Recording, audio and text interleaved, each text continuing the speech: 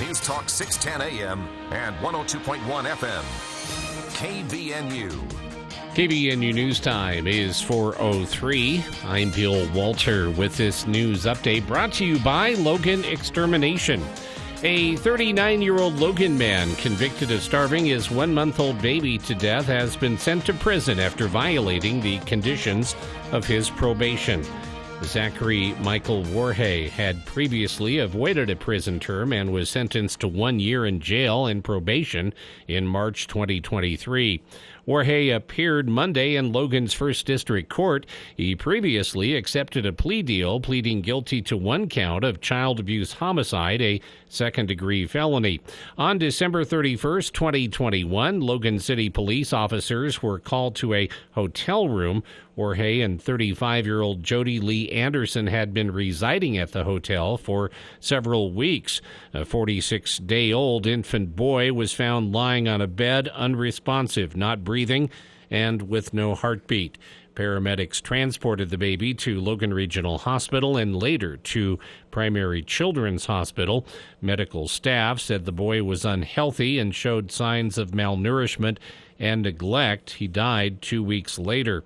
Police later interviewed extended family members who expressed concerns about both Warhay and Anderson's mental capacity. They claimed the couple had to be continually reminded about feeding the child enough baby formula. Warhay and Anderson were originally charged with aggravated murder, a capital offense. Jody was also charged with obstruction of justice, a second-degree felony. In March 2023, Warhay was sentenced to 365 days in jail, followed by probation. He served an additional 4 months after being given credit for 249 days already served. Warhay was arrested April 28th after law enforcement reported finding him at the Cache County Fairgrounds with children, which is a violation of his probation. KVNU News Time is 4:05. KVNU weather for tonight. Scattered showers and thunderstorms, still a possibility this afternoon, then becoming mostly clear tonight and overnight. Low temperature in the mid-40s. Mostly sunny on Wednesday, high around 70. This afternoon, we've been as warm as 69. Right now it's 68 at KVNU. KVNU weather brought to you by Mount Logan Laundry. 1st East, 7th South in Brigham City, also at 5th East, 9th North in Logan.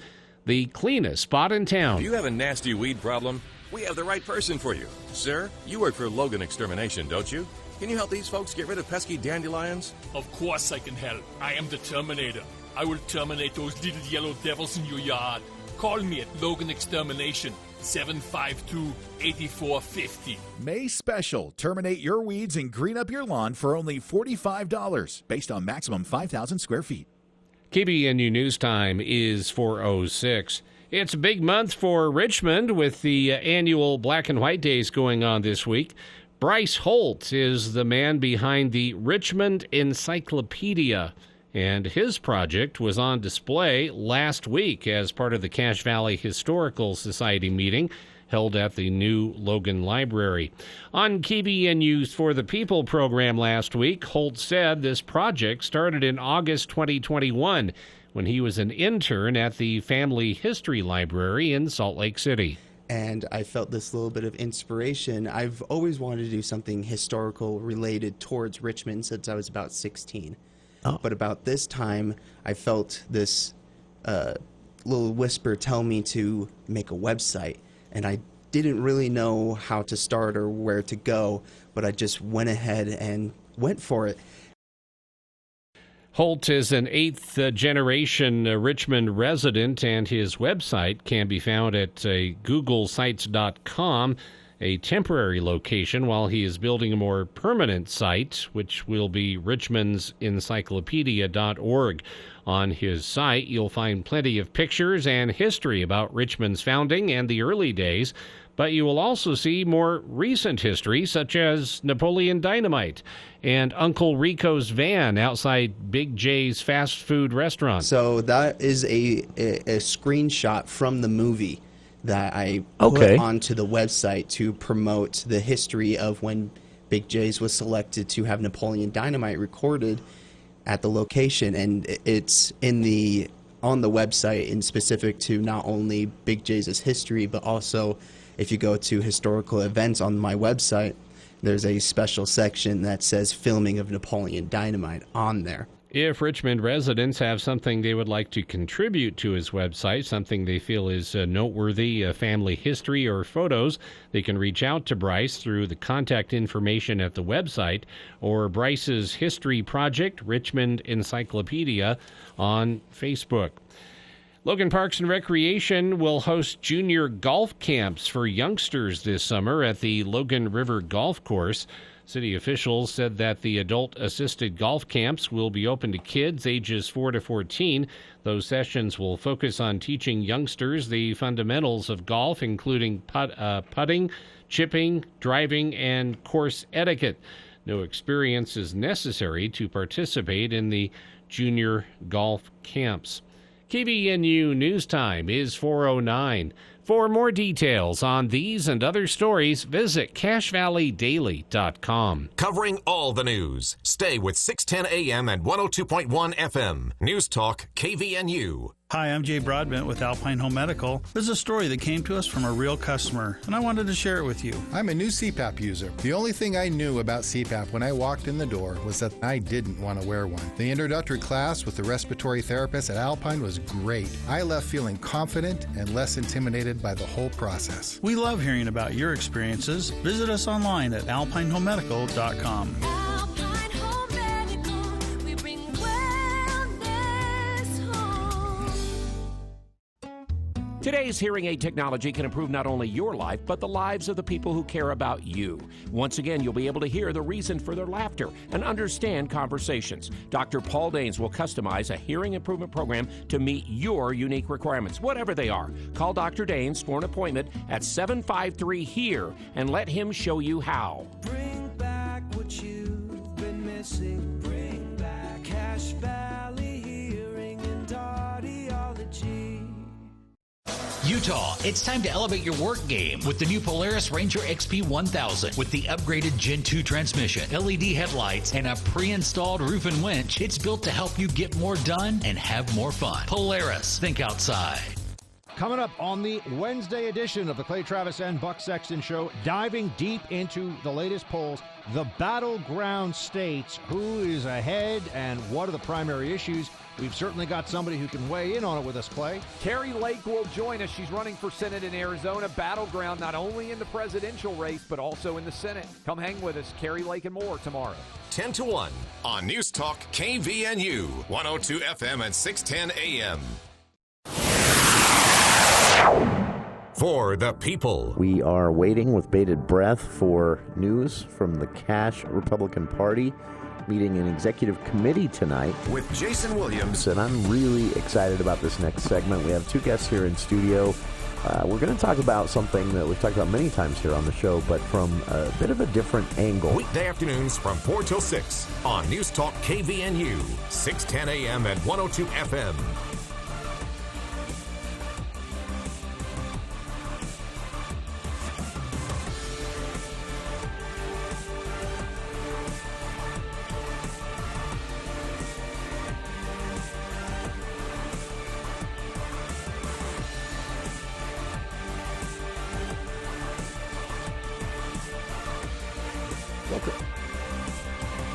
Welcome to KVNU's For the People. It is currently, right now, a beautiful afternoon here at the Radio Ranch and in Cache Valley. I'm Jason Williams. If you don't like the weather this time of year, just wait 5 minutes and you'll get something different. That's right. I'm Jason Williams. He's Bill Walter, and we are going to get the show underway. State Auditor John Dougal will be joining us later on in the show. Coming up in a few minutes, we'll play a little video that the state auditor made and posted to his Twitter account. State Auditor John Dougal has been Frugal Dougal on Twitter since he was way back when he was a lawmaker in the Utah House, a Republican lawmaker for a few sessions there. And he ran for the auditor's job several years ago, got the job, And I'll make no attempt to be unbiased at all about this. He has been one of the best things for Utah in a long time. What he's done in that state auditor's office has been absolutely amazing. He ran for the job. For those who haven't followed throughout, because of what he's turned around. He ran for the job because no one was doing audits. The state auditor was just in that spot for years and years and years, the former auditor. And other than audits that he was tasked with by the legislature or the mandated by law regular financial audits, and those are important too, he wasn't doing anything else. And that frustrated John Dougal, so he ran for the job, ousted that person from the position, and has served there for about 6 years now. He is not running for re-election, meaning this year is his last go-round as state auditor. He's currently a candidate for Congress in the 3rd Congressional District, one that we won't get to vote on or weigh in on. We'll be exposed to all the TV ads, of course, as this plays out after the primary at least. But right now there's a Republican primary, and State Auditor John Dougal is one of those candidates. But today he's joining us not as a candidate. Again, District 3 isn't a race we'll get to weigh in on here in northern Utah, but he's joining us as state auditor because he has picked a fight with the legislature, and it's been really interesting to watch, to say the least. It is the bathroom bill. I'm trying to find, just as I have this, the legislative website goes dark. So I don't have the full title of the bill for you. It passed in the legislative session this year. It's referred to as the bathroom bill. This is a bill that sought to define how gender is defined in state law and who can use what bathrooms in Utah at public facilities, state-owned facilities. This was a culture war bill, and it has created great confusion. There is a battle playing out already between school districts and the legislature, and the way that is playing out is school districts are basically saying to the legislature, we do not know how to enforce or understand this law. Could you give us some guidance? One of the sponsors, Senator Dan McKay, in a juvenile response, just blamed the school districts. He said, leave it to the school districts to mess this up. Well, no, your law was... Anyway, that kind of came and went. Now the state auditor is getting involved, and he is also being critical of the legislature. He says his office wasn't consulted, and I quote, they've made my office the bathroom monitor office of the state. His contention here is this is time-consuming and not relevant to the work of his office to have to manage something this law created, which was a database of complaints. People can submit complaints, video, pictures, just text, anytime they feel that a person of the wrong gender or a transgender individual who was born another gender than the one they currently are is in their bathroom. And State Auditor pointed something out that's kind of relevant to this. There is another law here in Utah that actually makes it a crime, voyeurism, to take a picture or video in a bathroom. If you're not super careful about how you do that, you could go to jail for that. And he said that is now something his office, for reasons he doesn't understand, is in charge of managing. And he said they've now received more than 10,000 bogus complaints because this became a joke the minute the website went live last week. And he's angry about it.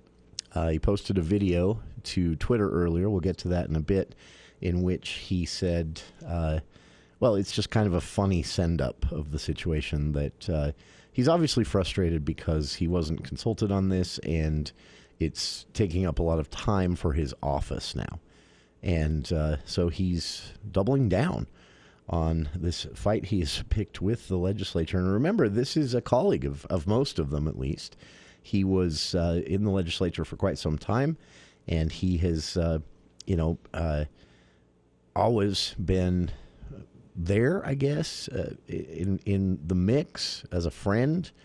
And now he has said, well, he's had enough.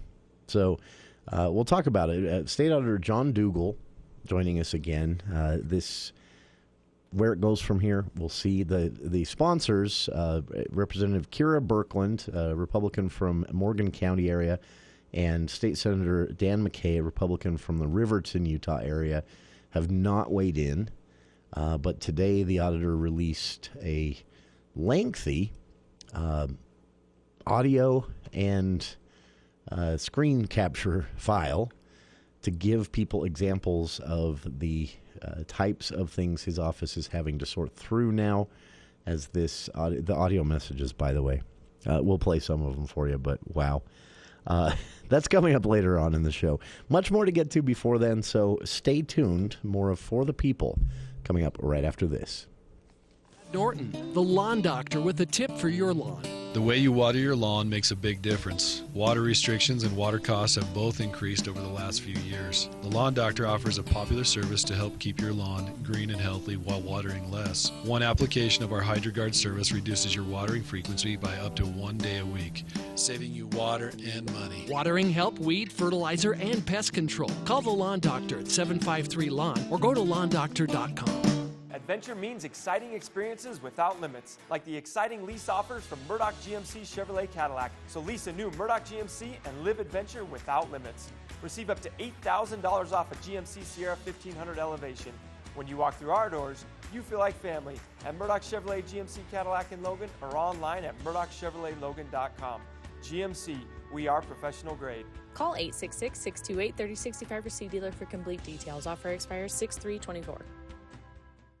Coming up on the Wednesday edition of the Clay Travis and Buck Sexton Show, diving deep into the latest polls, the battleground states, who is ahead and what are the primary issues. We've certainly got somebody who can weigh in on it with us, Clay. Carrie Lake will join us. She's running for Senate in Arizona. Battleground not only in the presidential race, but also in the Senate. Come hang with us. Carrie Lake and more tomorrow.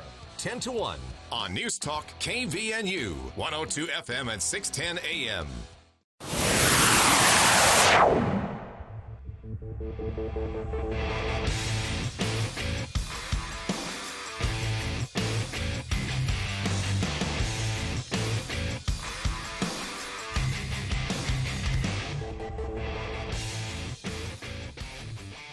Welcome back to KVNU's For the People. State Auditor John Dougal, again, doubling down on a bone he has to pick with the state legislature. He's not happy with what he says is a new job responsibility he was not asked about during the legislative session by the bill sponsors.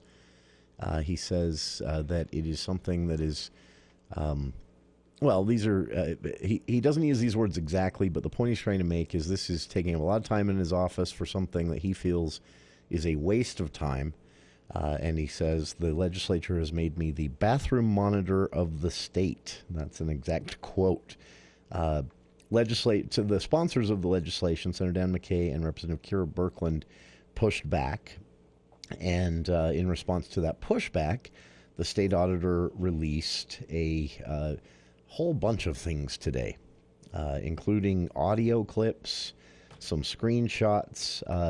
One individual, now these are obviously people having a good time with this, sending this up, I think would be the phrase, because it is something people think is not the right. Encouraging people to take pictures in a bathroom and send them to the state auditor, or take video in a bathroom and send them to the state auditor, maybe not the best idea, but that's exactly what the sponsors put in their legislation.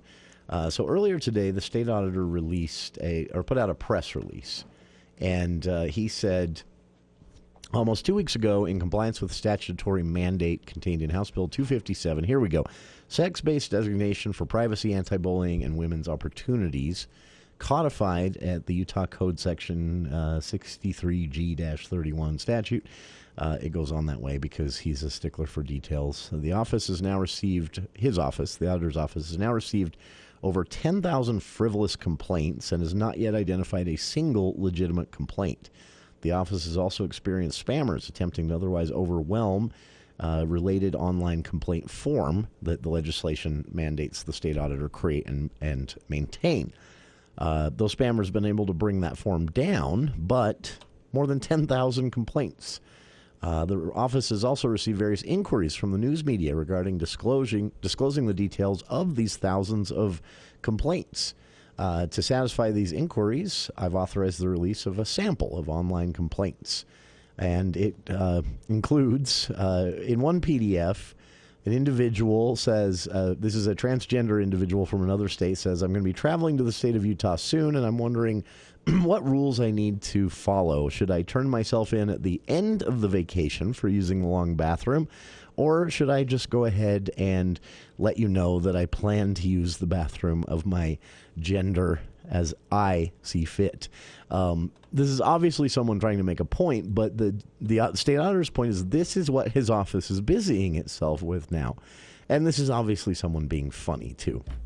Person writes in the screenshot provided by the state auditor, I want to respect the laws of your state. I have had all my gender affirmation surgeries. However, I have not had my birthmarker on my birth certificate changed from male to female, something this new state law passed back in March requires in order for you to use the bathroom that matches your current gender.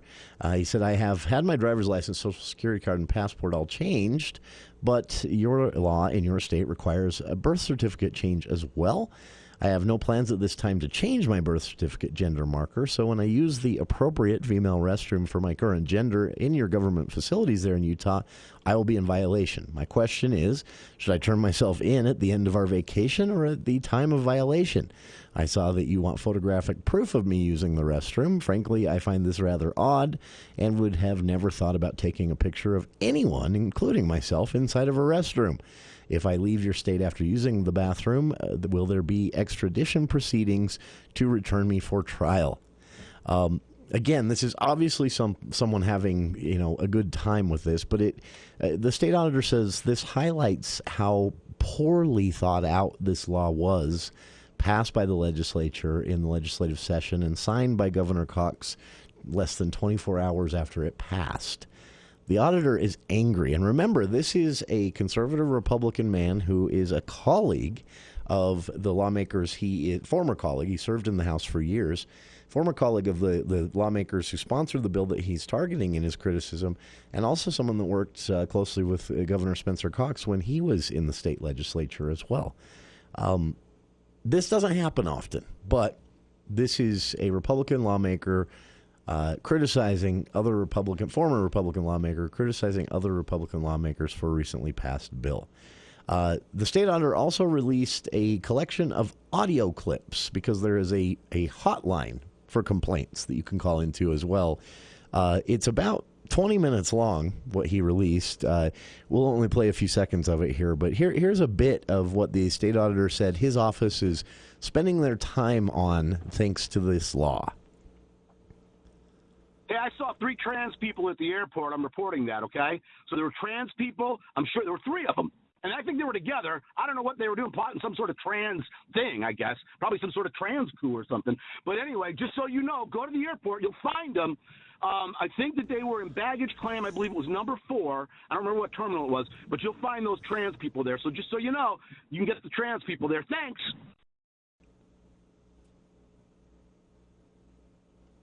Help. There's a long-haired person in my bathroom. That's just a sampling of what I shouldn't find this funny, because this is the state auditor's office is now having to busy itself screening and documenting these types of things. But the criticism from the state auditor is legit. Were the lawmakers who wrote this bill even thinking about any of it? You had to see this coming. Senator Dan McKay, Representative Kira Birkeland, the sponsors of the bill in the House and the Senate, had to have seen this coming. You're going to force the state auditor to make an online reporting/complaining website with an 800 number. You didn't see this coming? Of course people were going to have a really good time with this, and they still are. Now, the state auditor, again, is not weighing in on whether he agrees or disagrees with what they were trying to do with the bill regarding who can use what bathrooms. The state auditor's issue is, as he said in his own words, I've been made the bathroom monitor of the state. He feels this is not the appropriate use of the auditor's office. And he said no one who wrote, sponsored, or voted for this bill or signed it, a criticism of Governor Cox directly, even talked to me. He says no one talked to him about how this bill was being written and tasking his office with what the state auditor says makes him the bathroom monitor of the state.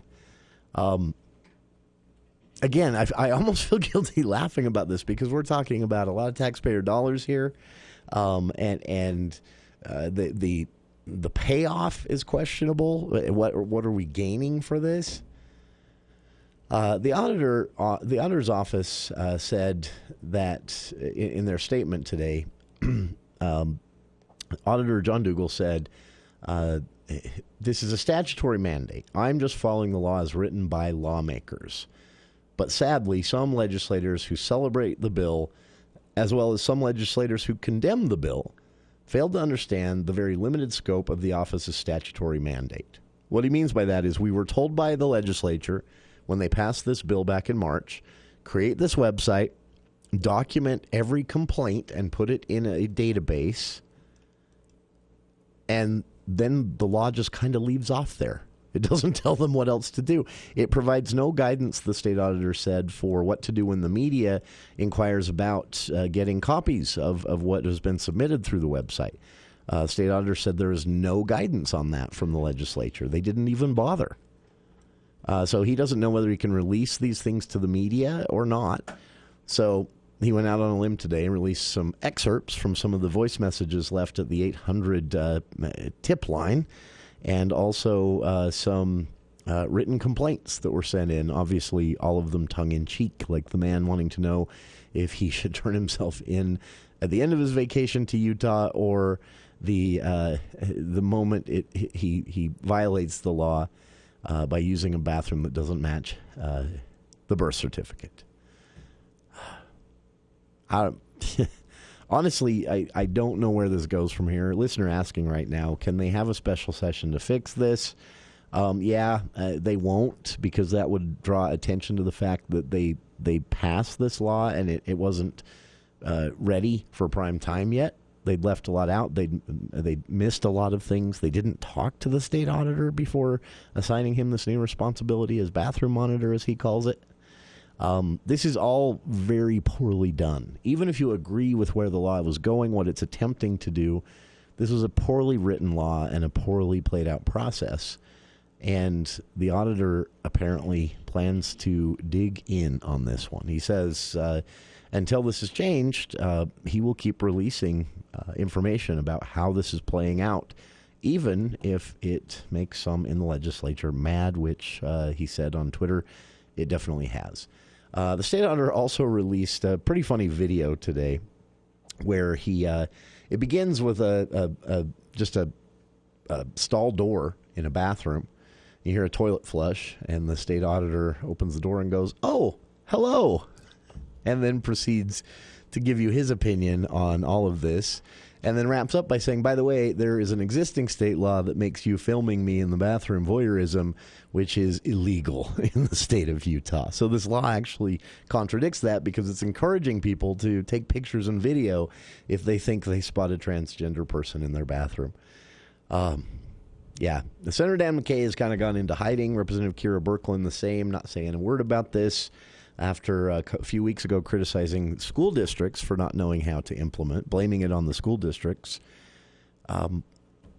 This is all I can think to say. If you want to watch something funny play out, this is one to put a pin in for the next couple of weeks, because the state auditor obviously plans to make a point.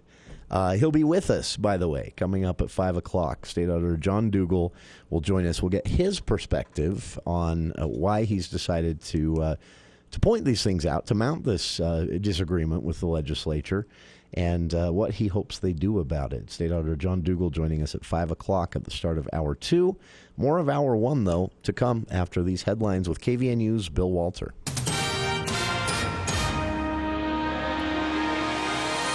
Thank you, Jason. KVNU News Time is 4:33. Prosecutors in Utah filed an aggravated murder charge against a truck driver accused of intentionally killing a police officer during a May 5th traffic stop in central Utah. Utah County Attorney Jeffrey Gray said today that he has not decided whether to pursue the death penalty. Gray says Michael Aaron Jane is scheduled to make a court appearance on Wednesday to be informed of the 9 felony charges, including 2 charges of attempted aggravated murder for allegedly trying to run over a Utah Highway Patrol trooper, and a woman that Jane is charged with kidnapping. Court documents do not list an attorney for Jane, but Gray said he would be granted legal representation during Wednesday's court hearing.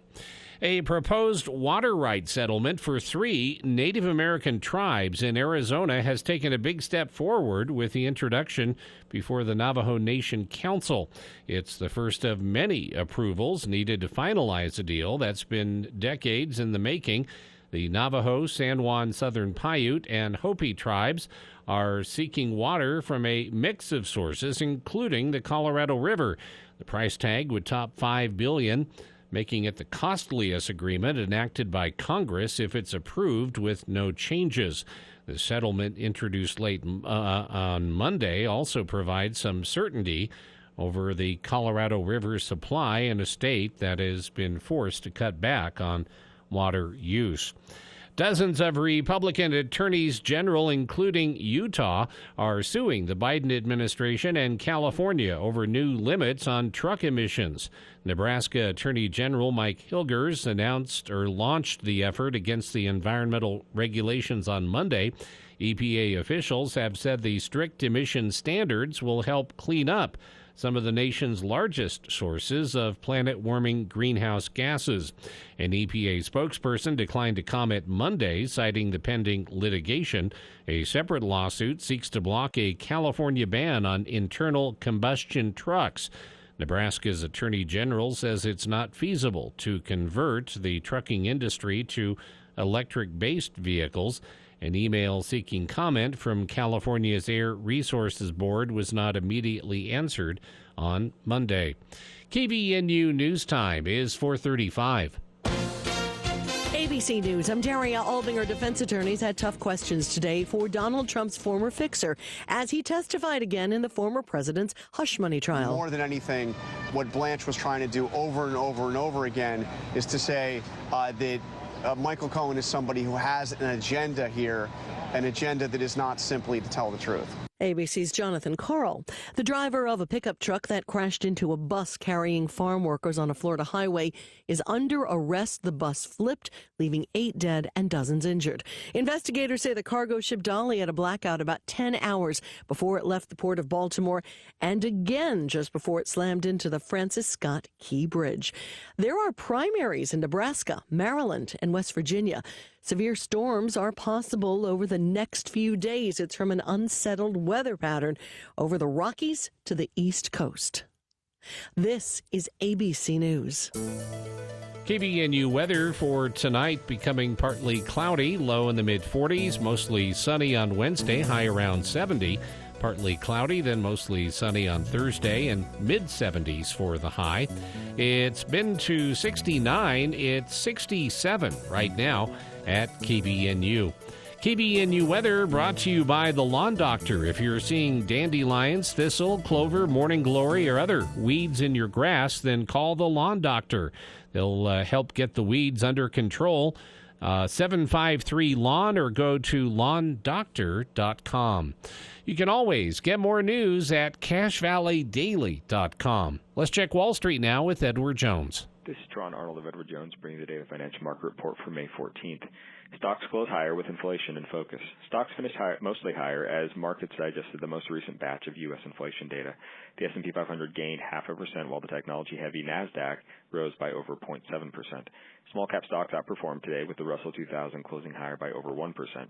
Small caps have gained more than 6% since mid-April, reflecting renewed risk appetite from investors, which has been driven by a pullback in bond yields. On the inflation front, Producer Price Index, PPI inflation, was higher than expected for April. However, much of the upside surprise was driven by downward revisions to the March data. Accordingly, markets mostly overlooked the upside inflation surprise, with stocks rising and bond yields moving lower. At a sector level, leadership favored growth sectors of the S&P 500, with information technology and communication services among the top performers. Overseas European markets were mixed following an upbeat reading on German economic sentiment, which rose to its highest level since 2022. Inflation will remain center stage for markets with the release of Consumer Price Index, or CPI, inflation tomorrow. The markets closed higher, with the Dow up 127 points, closing at 39,558. The Nasdaq was up 123 points at 16,511, and the S&P 500 was up 25 points at 5,247. In the bond market, the 10-year Treasury yields are trading at 4.45%. In stocks of local interest, Autoliv was down 48 cents at 122.04. Chevron is down 92 cents at 163.61. Dominion Energy was down 20 cents at 52.84. Home Depot is down 46 cents at 340.50. Kroger was up 37 cents at 55.28. Lowe's was down $1.40 at 231.58. McDonald's was down 66 cents at 270.66. Microsoft was up $2.84 at 416.56. Nucor is down $1.12 at 172.62. Philip Morris is up 55 cents at 99.84, and Walmart was down 55 cents at $59.86 a share. In commodity markets, the price of crude oil was down 98 cents at $78.14 a barrel, and the spot price of gold was up at $18.80 at $2,361.80. This has been today's Financial Market Report, brought to you by Edward Jones and Tron Arnold, member SIPC, serving individual investors with personalized attention and long-term financial advice at 135 North Main and Logan. If you want more information, feel free to give us a call at 435-753-2915. Hi, this is Gordon Deal. Wednesday on This Morning, America's First News. First by land, now by sea. Hear about the surge in migrant crossings as small boats race to California beaches to drop off illegals who hop into waiting cars. Also, the cost pressures continue squeezing small businesses, which in turn get passed on to customers. Another inflation explainer. And tips for new grads who tossed their caps and now need a job. Wednesday on This Morning, America's First News. From 4 to 6 on News Talk KVNU, 610 AM and 102 FM. Your station for news and talk.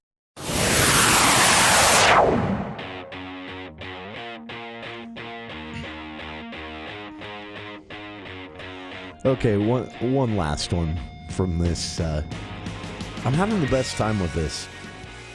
The state auditor has picked a fight with the legislature, specifically Senator Dan McKay and Representative Kira Birkeland, Republican from the Morgan County area, Dan McKay from State Senator, Republican from the Riverton, Utah area, for the bathroom bill sponsored during the session. It did pass the legislature and was signed by Governor Cox less than 24 hours after it passed.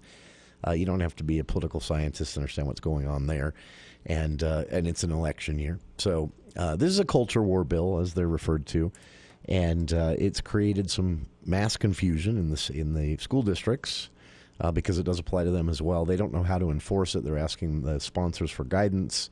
Senator Dan McKay responded to their request for guidance by saying, state senator said, leave it to the school districts to mess this up. Come on. The school districts responded to that by saying, look, your law offers very little detail. You didn't dot some I's or cross some T's, and we're not sure how to comply with other laws. So the state auditor jumps in, says basically the same thing. Look, there's a law in Utah that says it's illegal to take pictures or film other people in the bathroom, and yet your law is encouraging people to do that, not only do that, but upload it to this website, which, by the way, you've tasked the state auditor with managing. State Auditor John Dougal's obviously irritated that he was not consulted on this bill at all, and in the end becomes the person and the office responsible for managing this complaint website, which people have been having a good time with. More than 10,000 frivolous complaints. This has become a national joke, basically, this website. The state auditor is taking issue with that. I've already played some of the clips he released today in a press release. He'll be joining us at 5 o'clock to put all this in his own words, But I wanted to play everyone this one because I got a laugh out of this. The state auditor having fun with this one as well, though making a I think, legitimate point. He said this law makes him the bathroom monitor of the state. And he's not happy about that. And so Republican John Dougal put this video out this morning on his Frugal Dougal Twitter account. It begins with a shot in the video of a bathroom stall.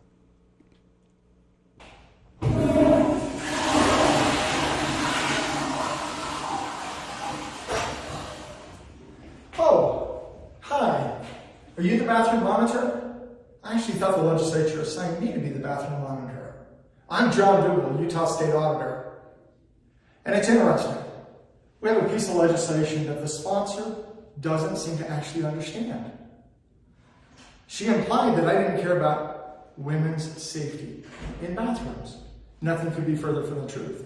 And if this bill were actually about making girls safer, you would think that the legislature would actually spend some money retrofitting bathrooms and providing greater privacy and greater safety.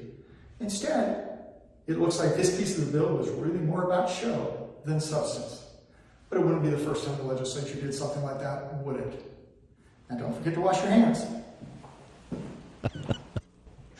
Oh, man. Grab your popcorn, folks. This one is not going away anytime soon. Former lawmaker, current state auditor, John Dougal is also a Republican candidate for Congress in the 3rd Congressional District. He'll serve out the remainder of his last elected term as state auditor till the end of this year, regardless of what happens in that Republican primary. And if he is the nominee, of course, he'll move on to the general election. Pretty crowded field, though, and I'm not sure how aggressively he's campaigning for that. But as state auditor, he's been great. And I think this shows as well that he's not afraid to take to task people in his own tribe, for lack of a better word. He is a very conservative Republican, but and full disclosure here, I've known John for years through my work on the State Transparency Advisory Board. He was the only elected official to come to every meeting, not even a member of the board. But he was there in the chairs in the audience every time we met for 10 years.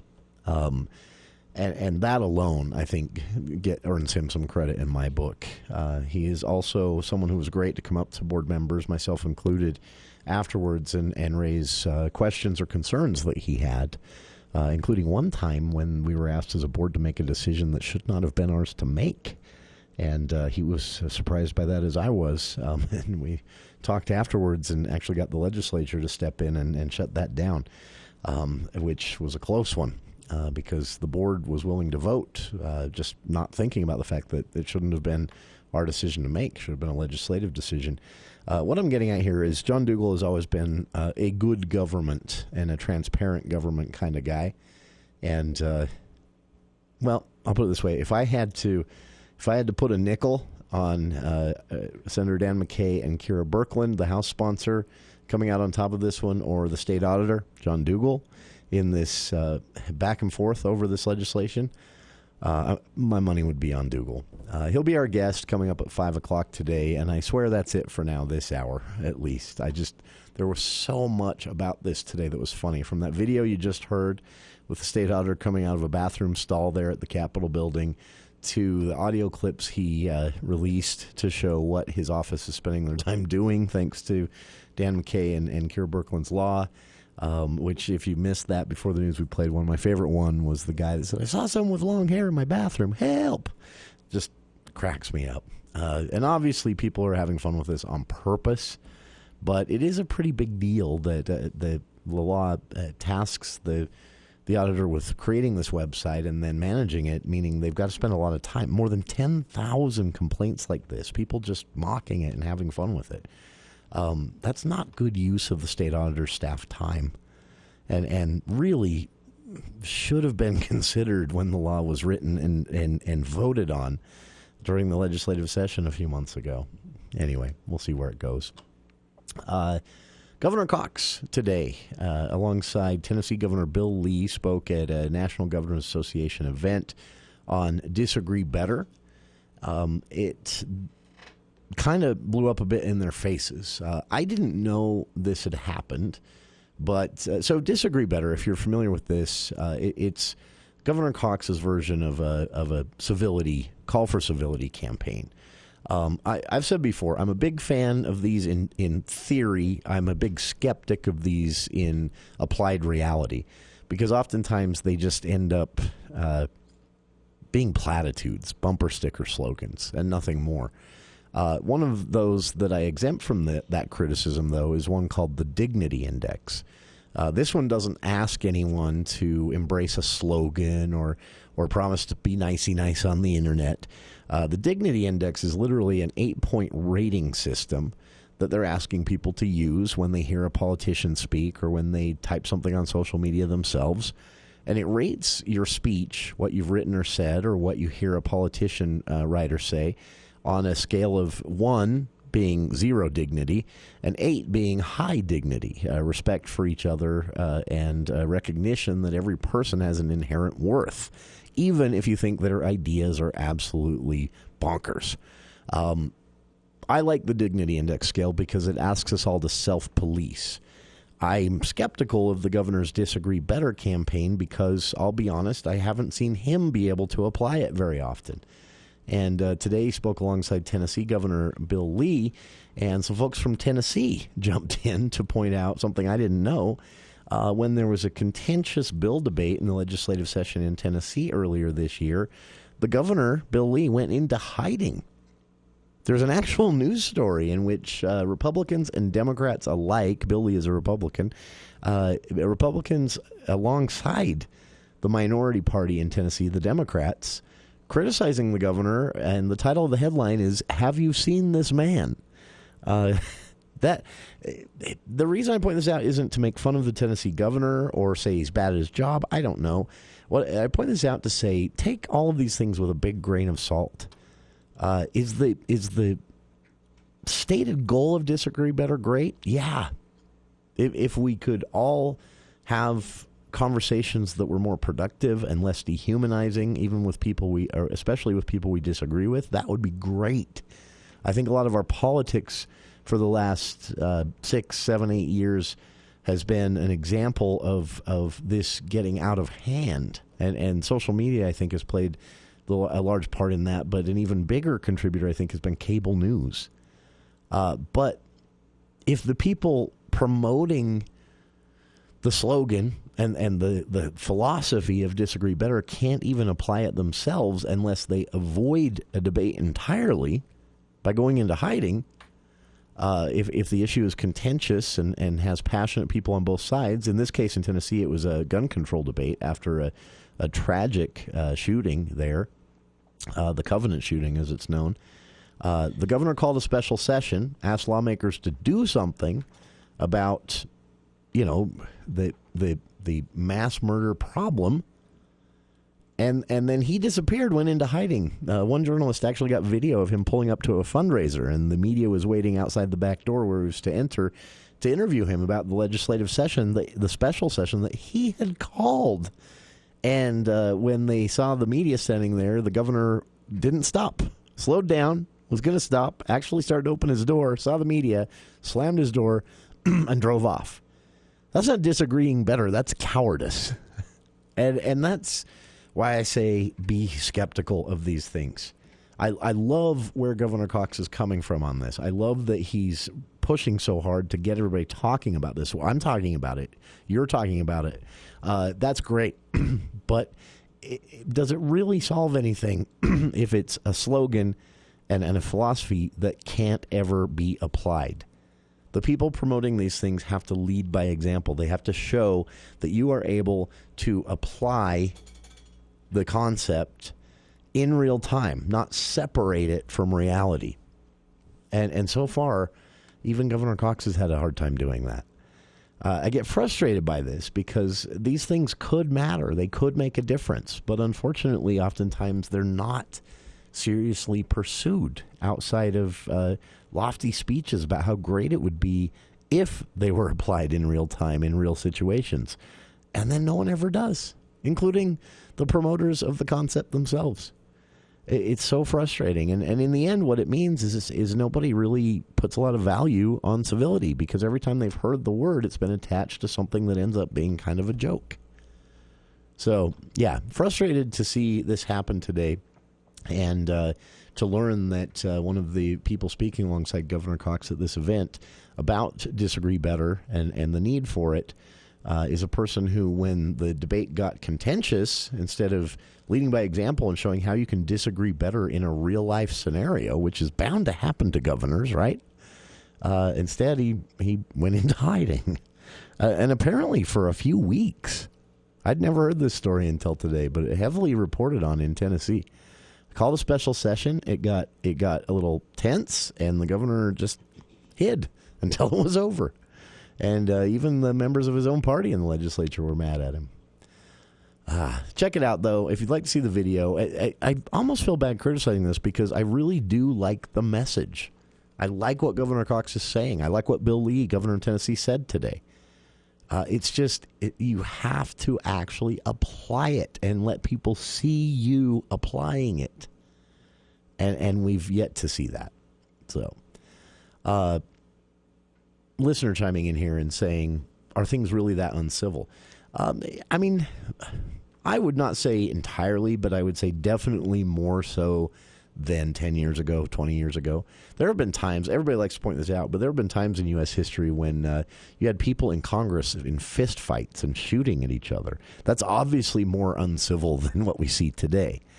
But, you know, flip on cable news for a second and see how elected officials are talking about members of the opposition party or people that disagree with them on this issue or that bill, whatever it is.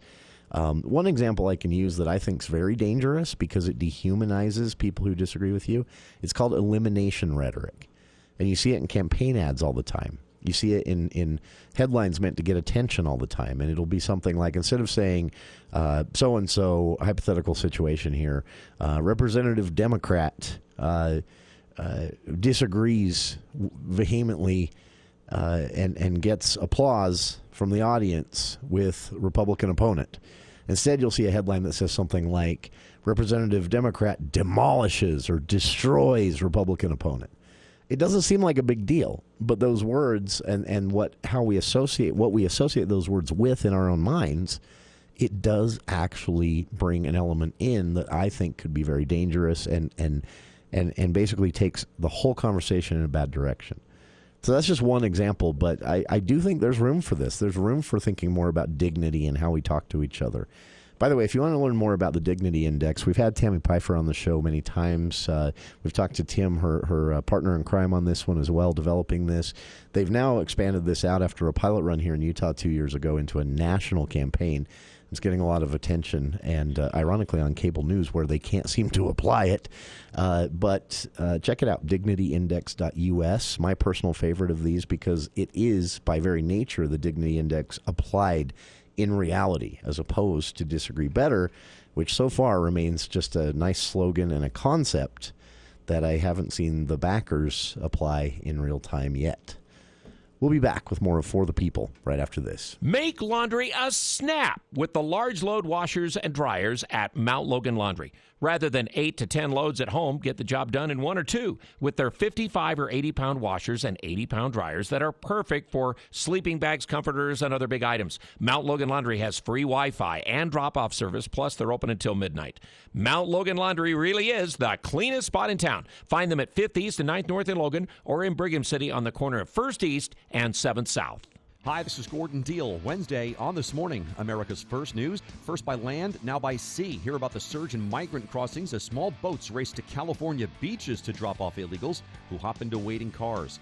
Also, the cost pressures continue squeezing small businesses, which in turn get passed on to customers. Another inflation explainer.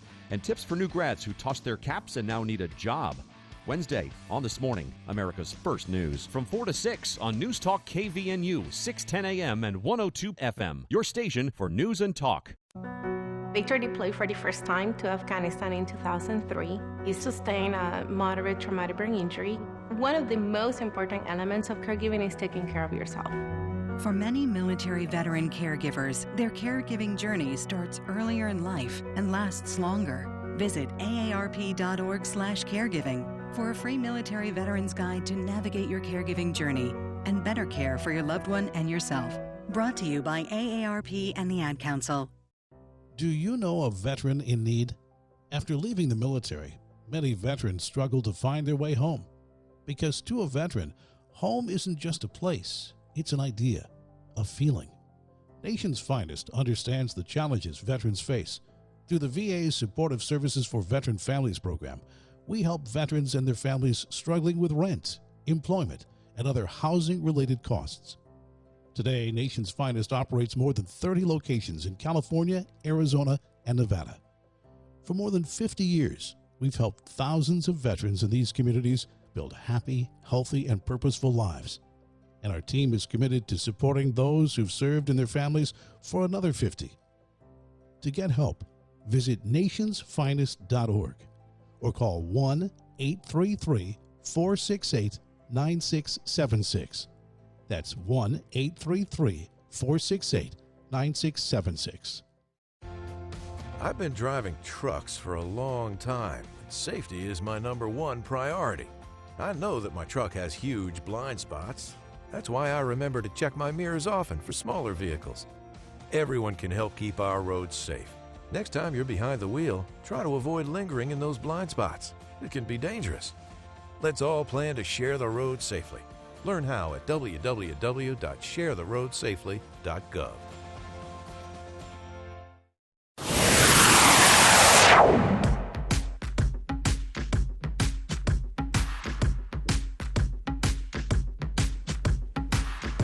Welcome back to KVN News for the People. That's it for Hour 1 of today's show.